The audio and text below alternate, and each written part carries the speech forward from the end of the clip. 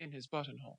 "Mamma, non mamma," the prima donna sang, and "Mamma," with a final burst of love triumphant, as she pressed the dishevelled Daisy to her lips, and lifted her large eyes to the sophisticated countenance of the little brown Faust Capoul, who was vainly trying, in a tight purple velvet doublet and plumed cap, to look as pure and true as his artless victim.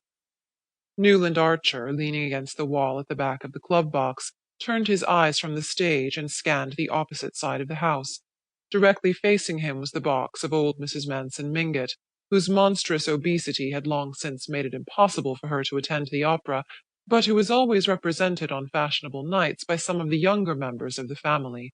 On this occasion the front of the box was filled by her daughter-in-law, Mrs. Lovell Mingott, and her daughter, Mrs. Welland, and slightly withdrawn behind these brocaded matrons sat a young girl in white, with eyes ecstatically fixed on the stage lovers. As Madame Nilsson's "Mamma" thrilled out above the silent house, the boxes always stopped talking during the Daisy song. A warm pink mounted to the girl's cheek, mantled her brow to the roots of her fair braids, and suffused the young slope of her breast to the line where it met a modest tulle tucker fastened with a single gardenia. She dropped her eyes to the immense bouquet of lilies of the valley on her knee, and Newland Archer saw her white-gloved fingertips touch the flowers softly. He drew a breath of satisfied vanity, and his eyes returned to the stage. No expense had been spared on the setting, which was acknowledged to be very beautiful even by people who shared his acquaintance with the opera houses of Paris and Vienna. The foreground, to the footlights, was covered with emerald green cloth. In the middle distance, symmetrical mounds of woolly green moss, bounded by croquet hoops, formed the base of shrubs shaped like orange trees, but studded with large pink and red roses. Gigantic pansies, considerably larger than the roses, and closely resembling the floral pen-wipers made by female parishioners for fashionable clergymen, sprang from the moss beneath the rose-trees, and here and there a daisy grafted on a rose branch flowered with a luxuriance prophetic of Mr. Luther Burbank's far-off prodigies.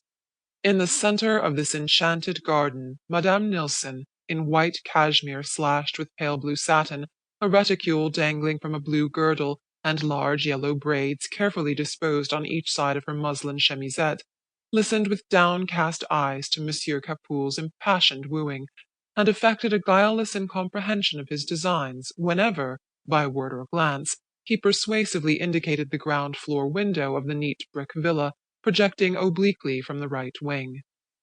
"The darling," thought Newland Archer, his glance flitting back to the young girl with the lilies of the valley. "She doesn't even guess what it's all about." And he contemplated her absorbed young face with a thrill of possessorship in which pride in his own masculine initiation was mingled with a tender reverence for her abysmal purity. "We'll read Faust together, by the Italian lakes," he thought, somewhat hazily confusing the scene of his projected honeymoon with the masterpieces of literature which it would be his manly privilege to reveal to his bride. It was only that afternoon that May Welland had let him guess that she cared, New York's consecrated phrase of maiden avowal, and already his imagination, leaping ahead of the engagement ring, the betrothal kiss, and the march from Lohengrin, pictured her at his side in some scene of old European witchery. He did not in the least wish the future Mrs. Newland Archer to be a simpleton.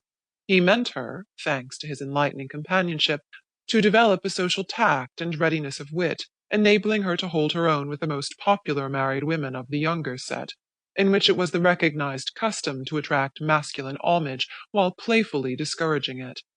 If he had probed to the bottom of his vanity, as he sometimes nearly did, he would have found there the wish that his wife should be as worldly wise and as eager to please as the married lady whose charms had held his fancy through 2 mildly agitated years, without, of course, any hint of the frailty which had so nearly marred that unhappy being's life and had disarranged his own plans for a whole winter. How this miracle of fire and ice was to be created, and to sustain itself in a harsh world, he had never taken the time to think out, but he was content to hold his view without analyzing it, since he knew it was that of all the carefully brushed, white-waistcoated, buttonhole-flowered gentlemen who succeeded each other in the club box, exchanging friendly greetings with him, and turned their